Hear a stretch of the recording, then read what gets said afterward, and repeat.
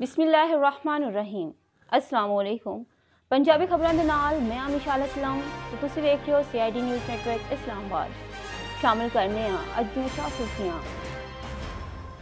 वज़ीर आज़म इमरान खान की ज़ेरे सदारत अमनो अमान की सूरत हाल ते अज इजलास होया, जिंदे विच वज़ीर आला पंजाब, वज़ीर दाखिला शेख रशीद ते दीगर वज़रा ने शिरकत की।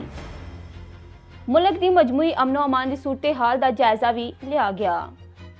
सानेहा सियालकोट विच मजीद 6 मुलजमान गिरफ्तार कर ले गए, जिंदे बाद तादाद 131 हो गई। 26 मुलजमान नूं गुजरांवाला दी ATC विच पेश कर दिता गया। गुजरांवाला अदालत दे एतराफ सिक्योरिटी दे सख्त इंतजामात किए गए। राना शमीम के खिलाफ तौहीन अदालत केस विच पार्टी बनन की दरख्वास्त खारिज कर दी गई।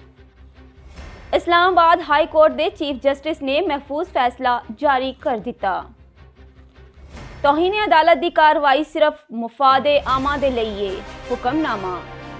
हुक्मनामे विच आख्या गया कोई भी जरूरी फरीक दा दावा नहीं कर सकता। पाकिस्तान डेमोक्रेटिक मूवमेंट का सरबराही इजलास अज होया। लॉन्ग मार्च ते अस्तीफियां तो मुतल्लक सिफारिशात ते गौर किया गया। हुकूमत मुखालफ तहरीक तेज करन दे लई अहम फैसले मुतवक्का। पीपल्स पार्टी ये ना समझे कि वोट उन्होंने पै गया है। शहबाज गिल कहते ने असलम गिल आज़ाद इलैक्शन लड़ते ते इस तो भी चौखे वोट हासिल करते। 82% आवाम ने पोलिंग के अमल विच हिस्सा ही नहीं लिया। बलदियात दियां वजारतां साडे कोल ने फंड्स स्कीमां असी दे रहे हैं। अली अमीन गंडापुर।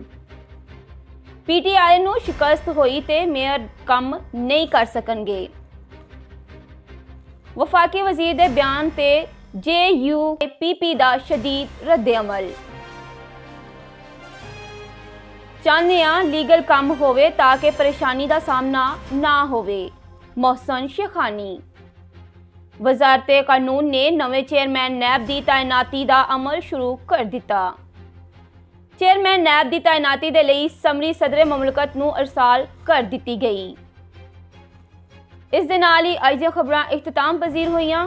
मजीद खबरां ते अपडेट्स के लिए वेखदे रहो CID न्यूज़ नेटवर्क इस्लामाबाद। अपना ख्याल रखो, अपने नाल दूजियां दा भी। रब रखा। You are watching CID News Network Islamabad.